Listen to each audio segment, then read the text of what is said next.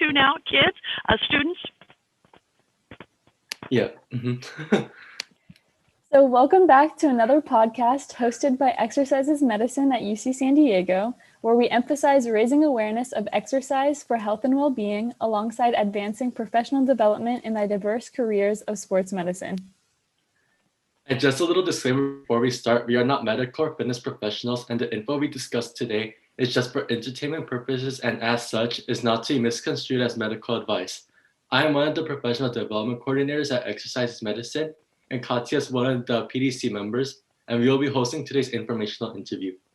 Today, we get to speak to Dr. Colgan, a current clinical psychologist in San Diego who specializes in health, exercise, and sports psychology. Thank you for joining us today. And can you please introduce yourself and tell your listeners a little bit about your professional experience before with the other questions that we have for you? Okay, thank you, Daniel and Katia, for inviting me today. I am a clinical psychologist who specializes in sports psychology. I've been doing it now for 35 years in the San Diego area.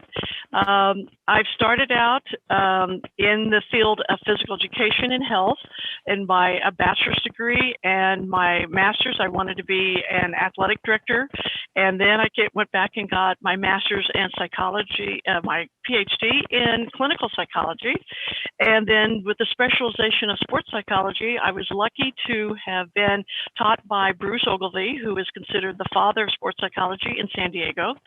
And since then, I have been out working with coaches, athletes, administrators, you name it, everybody in the sports field. And as my practice has expanded, I've been working with dancers and musicians and CEOs and everything in regard to performance psychology, which blends nicely into sports psychology.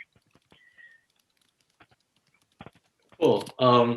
And just to get a little bit more into your educational background, I was wondering if you can give us a little bit of a rundown of what your educational career looked like from whenever you started to today. Yes. Well, so when I started out, I had played sports since I was 5 years old back in a long time ago. I started with softball, and I went into high school. Then I went into college, and I played all three sports in college: field hockey in the fall, volleyball in the winter, and softball in the spring. And that was right when Title IX was coming in, and it was we didn't have scholarships then, but I jumped on the associate government board, and I was our representative to keep pushing Title IX in so that women would have equal rights with scholarships with the men. And right when I left, I finished, it just started the year after I left. And that's when they were starting to give out scholarships for women. So it was a really exciting time during that time to finally get what, because we, up until that point, we were doing, car washes and candy sales to travel. But, we took state. We went to the College World Series in softball my sophomore and senior year. So we had the talent, but we just didn't have the scholarship. So we really truly played for the love of it. So when I went to, my undergrad was Kansas State Teachers College, which is in Emporia, Kansas. And that was I really wanted to be a teacher. And from there, I also was a coach. And I left and I went to Australia and I coached and taught over there. Then I came back and did my master's at the University of Missouri in Columbia. My first master's was in educational administration because I wanted to be either an athletic director or a principal. Then I went over to Brussels in Belgium, and I was there for 5 years, and I coached and taught, and I was also the acting athletic director for about a year till we found a permanent one. And then when I left there, I came back to do my PhD in clinical psychology in San Diego at USIU, which is out in Scripps Ranch. And I was there I had to get another master's. So I had to get another master's in clinical psychology before they accepted me in the clinical psych program. And then I finished my PhD, and then I had to do all my internships and residencies, and I finished the dissertation. And then I thought, well, I had worked so hard and made so many contacts in San Diego, I would just stay there and start my practice. So that's how my educational, I two masters and a PhD and the undergrad. But again, at the time, for all of those who are listening, it's interesting how life takes you in. You try to stay in the same interest that you're into, because that's how you really build a career. So many people, I work with young people, and they're doing fine arts over here, and then they jump over to business, and then they jump over. Sometimes it's hard to blend. Better to stay, if you can, kind of in the same fields, so you keep building on your career. Very true. Wow, That's really two interesting. masters and a PhD. That's I know. That's super impressive. Too much school, but I was driven because I felt like what I wanted to do, I needed to have that PhD. Because every time I even went to the United Nations back when I was in Brussels to get a job with them, and they said, you don't have a PhD, then we're not going to hire you. So I knew then that I had to go higher to do what I wanted to do. So do you need a PhD for clinical psychology then? Yes. And oh my goodness, it's so important. I had no idea when I was getting it. But to be a sports psychologist, everybody thinks, athletes are so healthy, and they are. But what we're finding out now is they're just like we are, humans. And we started out doing performance psychology, where we always taught the 7 basic mental skills.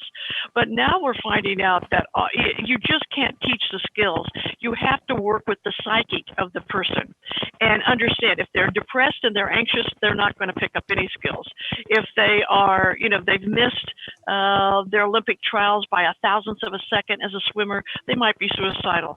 All these things, as a psychologist, you need to have the clinical part, which is immeasurable, and you need to then have your sports psychology specialization to understand what does the athlete look like when they're under pressure.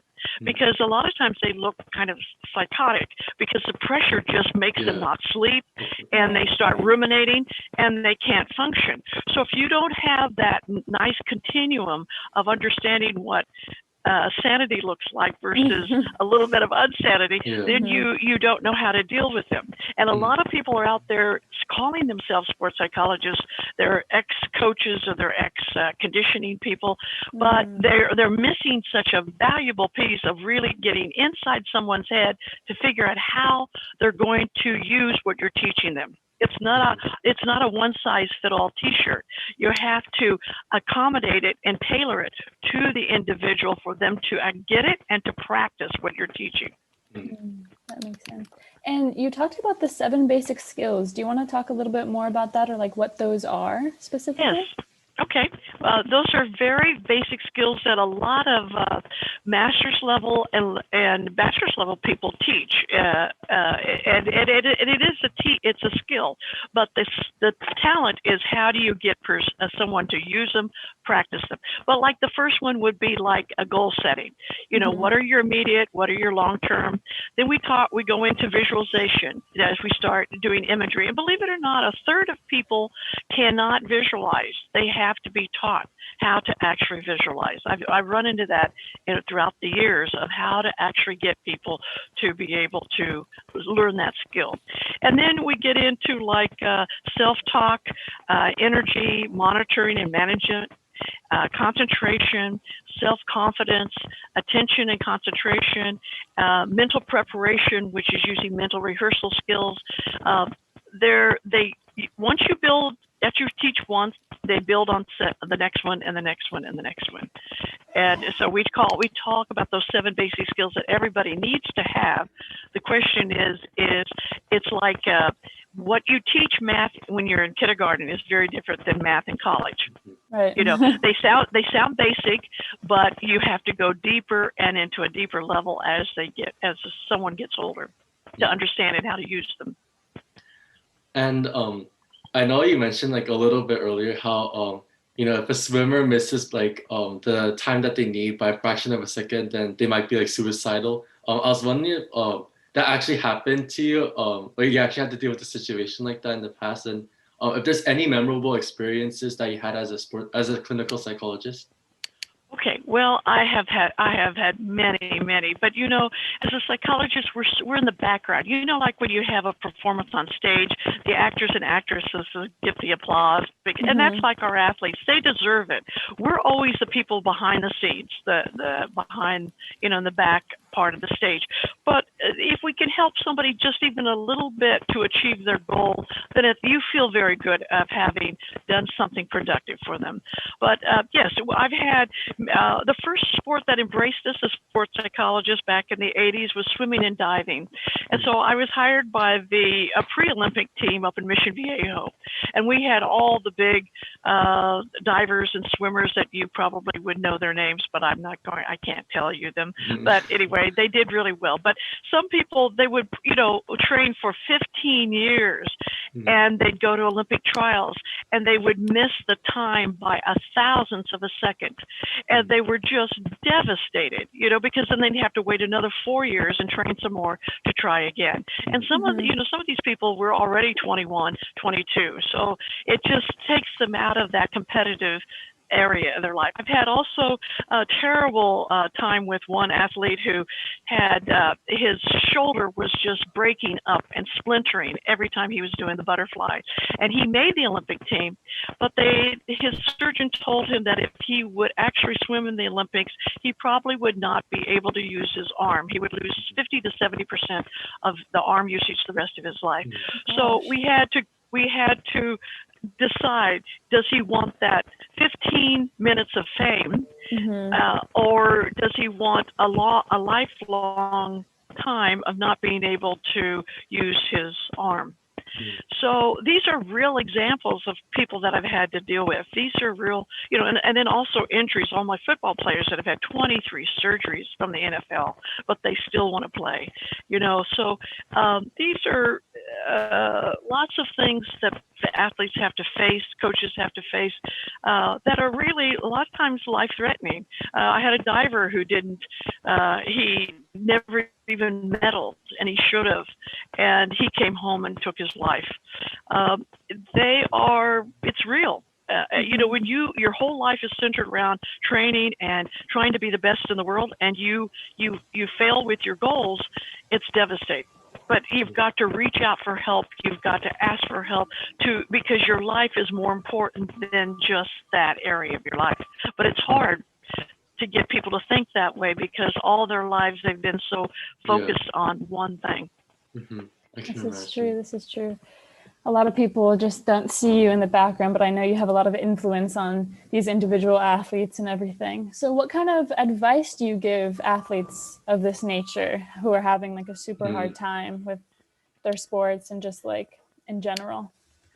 Well, you have to really understand the individual athlete because everybody is so unique, right? And everybody is idiosyncratic. So one woman I have, she's a runner, and she will not stop running even though she has stress fractures. And she has eating disorder, and she still wants to keep her scholarship. She still is pushing and driving herself, but it's damaging. It's hard to get an athlete to see that, yes, this running is constructive, but the destructive part is what you're doing. So each athlete comes with you with a set of their own skills and their own mindset of what has worked for them in the past.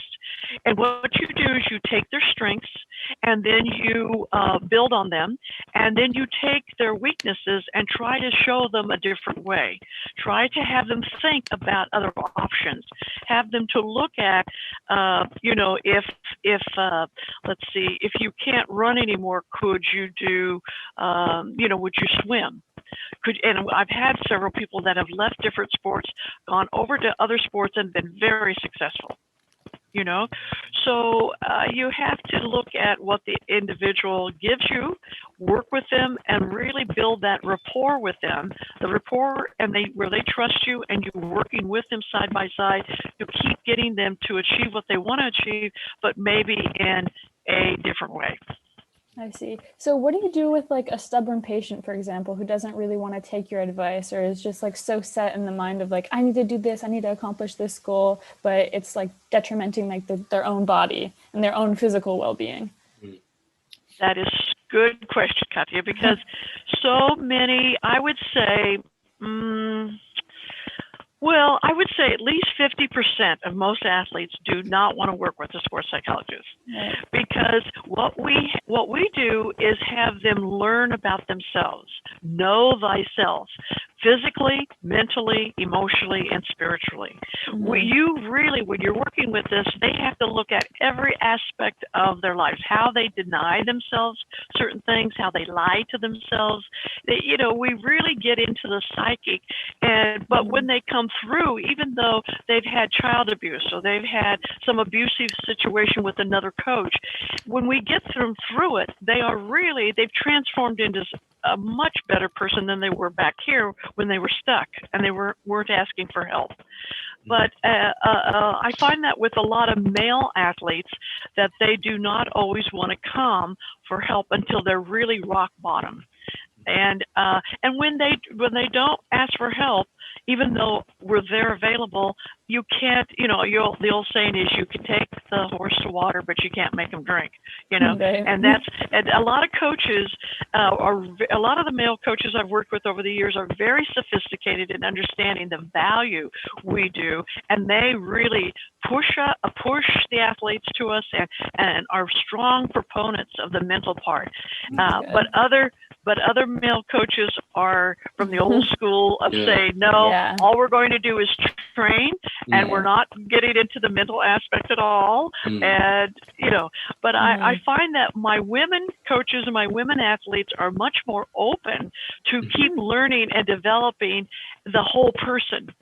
And the whole person is what you're going to need the rest of your life. Right. Even if you have your sports, if you don't have your sports. So I keep trying to educate the coaches to keep saying, you're developing a whole person. And long after she or he leaves you, their career is so important. They're finding out now that 75% of all the female CEOs in this country played organized sports. So what she learned on that field and with coaches and with her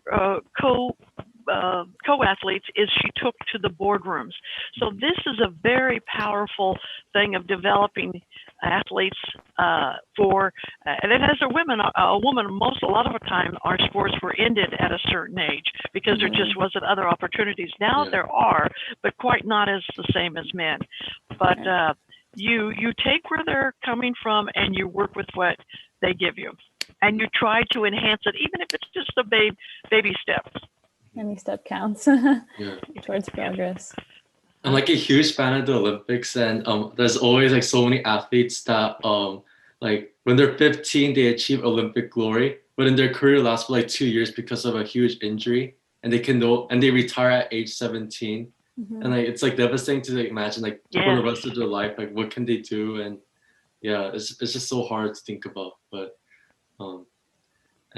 it's so true. In fact, we don't document that, but there is a lot of athletes that get injured in their sports, and then they then they really get depressed. The depression is there. You have to deal with that depression in order for them to come through and to find that there's a light at the end of the tunnel. They can't do this, but maybe they can, move into this field. Definitely. And kind of going back to like the logistics of your occupation, I was wondering if you could walk us through like the day in the life of a clinical psychologist. What are your day-to-day operations? What it is that you usually do? Okay. Well, we're very much like just a real clinical psychologist, but the athletes who call us, I think we spend more time on the phone evaluating them. So like people will call on my clinical side practice, they'll give me 10 minutes of what they want to come in for, and we just schedule it and we're ready to go. But with my athletes, I spend much longer time interviewing them and evaluating them about, because they might come and say, my coach told me to come to you, but I don't know why I'm coming. So you have to ask these questions, and then you have to get them to the point where we're able to actually narrow it down to a couple things or even one thing that they really want to see an improvement on. And so you try to take the time to interview. Then when you set up the treatment plan with them, they're working when they're not seeing you, either out on the field using a skill that you've taught them, or they're journaling in their mental training book what they're working on. And so they're working on it even though I don't see them like for a week or even 2 weeks if they've got competitions. So, and then with this pandemic, everything has been on Zoom, but it's been okay. It's just not the same as when you're going out into the practice fields with them. The soccer players, I'm out on the field. The volleyball players, I'm in the court room. The swimmers, I'm on the deck.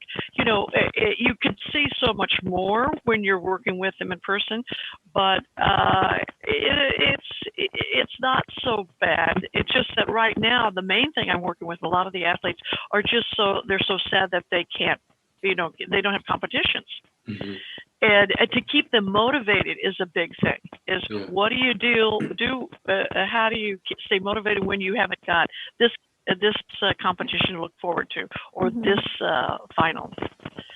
But so it's been very different this year. But so with COVID affecting everything, what kind of advice is like different now that you would give athletes who maybe aren't practicing their sport or having trouble just staying at home and just not doing as much as they're used to doing, or just your practice in general? Like what's the main difference now in COVID times versus before? Excellent question, Katya. So what you try to do is you want to do like a CrossFit thing. You want them to say, you want them to stay fit, but at home. So like if they can do any kind of cardiovascular work on their own, if they can do any weight training on their own at home, if they can do any yoga and stretching. I've got football players doing yoga for the first time in their life because they've never wanted to do it, Yes, and the health benefits of what can you control right now, and believe it or not, some of the athletes I'm working with, they've got incredible gyms in their garages, unbelievable. And so what you do, and even if you just want to dance and be joyful, and find other ways to move, and stay fit, and your training back to your it will come once you go back on the field or you get back into the pool, but it's the conditioning right now that you have the luxury to kind of push yourself into doing more, and then once you get back out there, then you'll have the stamina and the level to be able to pick back up your skills. Yeah, that makes sense. It's really difficult going from, I know I'm an athlete myself. I run and I do triathlon. So like doing anything that's different than what I'm used to is so much of a struggle sometimes, but it's so good for you, like yoga or just anything to take your mind off of things, or like do something else. Your body is just different. Yeah. So that's really interesting. And I see how it's really helpful towards all these athletes.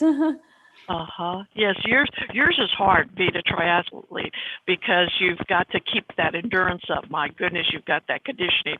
And I know a lot of my people, they just dislike these treadmills. They just don't like them, Me too. And I do not. You don't either. And I say to them, well, can you get a stationary bike, or can you get if somebody's got one of those fancy kind of jacuzzis where you can swim in the water,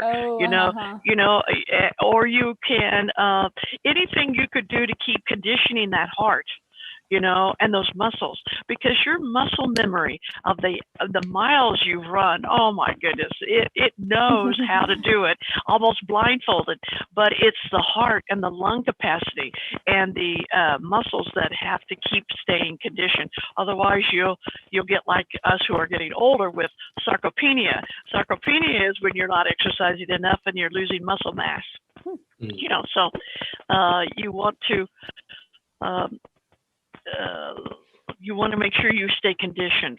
Mhm. I've worked with a lot of sports medicine physicians. When I first, in my postdoc at the San Diego Sports Medicine Center with Dr. Rice, he was the physician for the Chargers, and that's where I kind of got started. And then we moved to all the colleges, to San Diego State. They were probably the first ones to take us on, and then we went over to up in San Marcos, the UC San Marcos. I think they had a running coach up there that wanted us to work with him, and so the different universities have used us throughout the years, and we're supervising, myself and Dr. Jeff Jones. We started a supervision group for clinical psychologists who have coming out to get specialization in sports psychology, because you need the supervision from all of us to deal with cases. Some of the cases are very complex, and I think a lot of people that are out there trying to do this without collegial support are lost with a lot of law ethics. There's a lot of ethical questions that go on. Who is the client? Is it the university, or is it the athlete? Is it the coach, or is it? So there's a lot of ethical questions. There's a lot of legal questions, as well as the cases are so complex. It's important that you get other people to help you go back and work with that athlete. So we do a supervision group. We meet once a month, and we've been doing it online because we've got some people who are traveling to Europe with the water polo teams. We've got people that are working with the volleyball teams that are traveling. It's important that they can still touch base with us on Zoom to help with their complex questions they're getting. Right. So, because when I first came out, we didn't have that, and it was very difficult going out there on your own and trying to deal with, in the swimming and diving teams, I had 9 coaches. I had the junior national team and the senior national team, and then the Olympic team, and you're just trying to take care of everybody. It was really too much. Whereas now people can set better boundaries and get more people involved, because there are people that are their colleagues that are just as well trained to help out. Right. And you touched upon working with collegiate athletes. So what kind of colleges have you worked with, in San Diego or just in general? Okay, well, we started out at San Diego State. The way I got into San Diego State is I went up into the sports medicine, the physical therapy section. So I started working with all the injured athletes, and it was, they just started coming out of the woodwork. But interesting enough, I some of them were working with their physical therapist, and then they'd come over to the office and then spend time with me. And insurances would pay for it at that time. And in fact, I was even working with some of the football players that were sitting in ice tubs. You get used to wherever the athlete's at, you just go to. But San Diego State was very open to having me at the beginning, but they just didn't know how to fit it in the budget. It was always about, how do we pay for your salary? And I didn't really want to be full-time anyway. So different sports would use you, different trainers would use you, different athletic trainers that go out on the field would use you. So I was busy enough, especially since I was down in the sports medicine, San Diego sports medicine area, where they were coming to see the physicians anyway. So I was part of the physician group. Then let's see, the next one that took us on was USD, the Catholic University. They saw our need, and I was up there. We were, Dr. Jones and I were with the tennis. We were working with swimming and diving. We were working with, again, their running program, men and women. The male coaches have difficulty sometimes coaching women, and they're trying to figure out, how to motivate them, how to work with them, and so on and so forth. So the coaches are very important in coming to us too, and we can help them figure out how to deal with difficult athletes, difficult problems that they face. And then from USD, then I went over to talk, I was telling you earlier about your athletic director, Judy Sweet. She saw the need for it, even when you were a Division III program, for us to come and work with your athletes. But again, it was always usually funding was an issue. So, but we came up there a lot of times and worked. You got a beautiful swimming and diving area. and I worked with those teams. So, and then San Marcos, UC San Marcos, we were up there with the running, as I had said earlier. So the local universities are using us and they're understanding it, but the coaches, a lot of them still are not so sophisticated to understand how we would fit in. A lot of times they sometimes even get jealous that they think that somehow we're going to connect with the athletes better than they are. And that's not what we do at all. They are the coach. We are an adjunct. We just kind of come in, help out, and then go back out again. That coach is the main person that is with that athlete all the time. But we just come in to supplement what he's already doing, or hopefully add. The additions that we do are very favorable. So we've worked with all three of them, and throughout the years, and we have probably about 7 or 8 that we supervise, and they are all in the universities now. So even with just particular teams, but the coaches have to ask for it, But a lot of times, because we don't do a very good job of PR work, they don't know how to find us. But it's Katia, you found me, so right. I think if they look hard enough, they can find us. But we have a web page. It's the San Diego Sports Psychology Associates. So they can find us on our web page, and there's about 6 or 7 of us locally in San Diego. We have some people who specialize just with the equestrian. Dr. Pollock works just with equestrians in San Diego. We have some people who work just with water polo. We have some people who work with just soccer.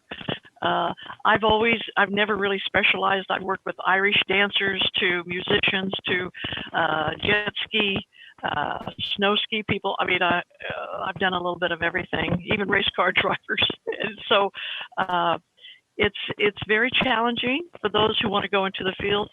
You constantly learn, and it's hard work, it's struggle, but it's really worth it if you enjoy sports and you enjoy being around athletes.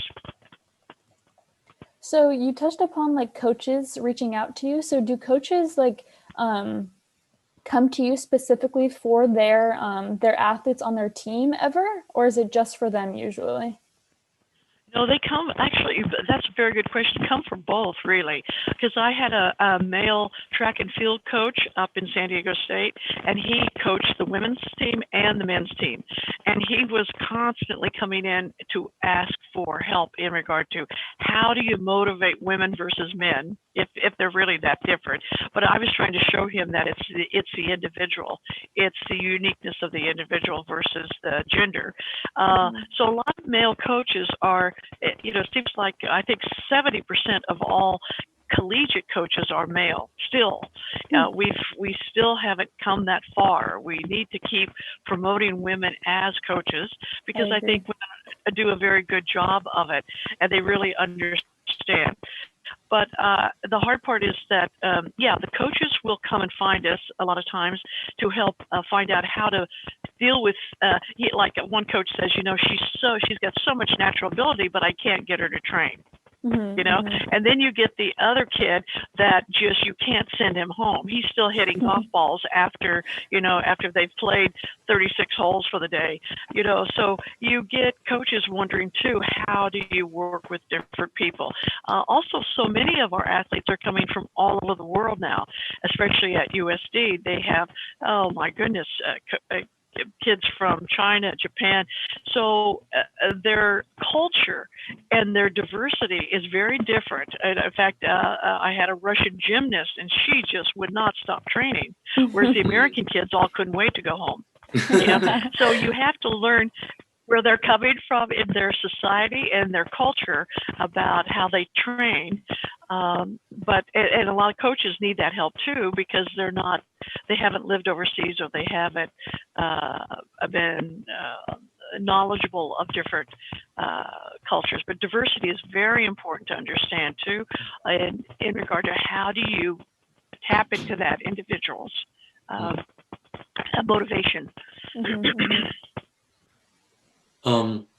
sorry, kind of branching off of this, but after considering everything you just talked about with us, I was wondering if um there are you have any skills or characteristics that you found to be like instrumental in excelling in your practice?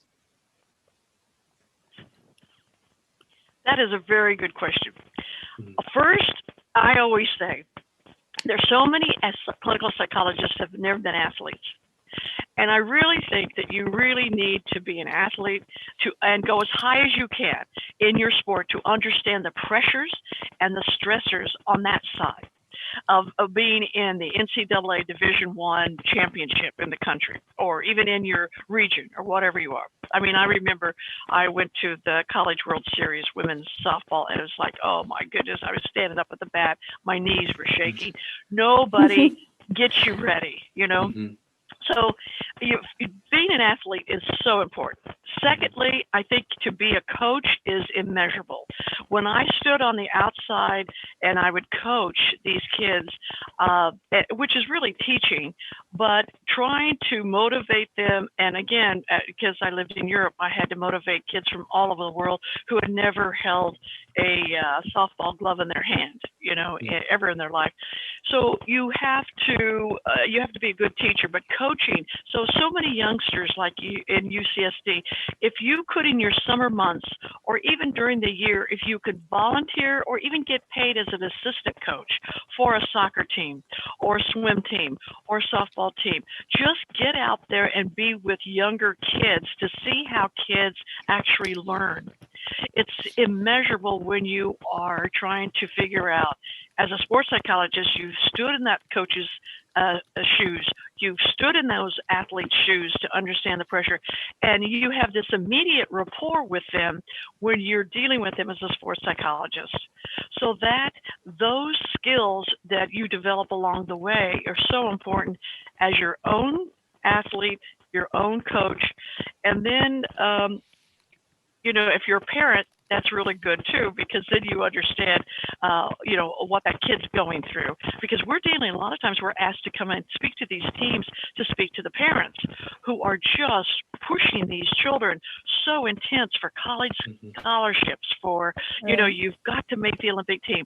So we're being used a lot to just come in and educate parents too about, you know what, sports is great, it's absolutely terrific, but it's not the end of the world. And to teach them how to conduct themselves when they're coming to watch their kids play. And I mean, it's been really bad. And I think in some arenas, it's still bad in how the parents act.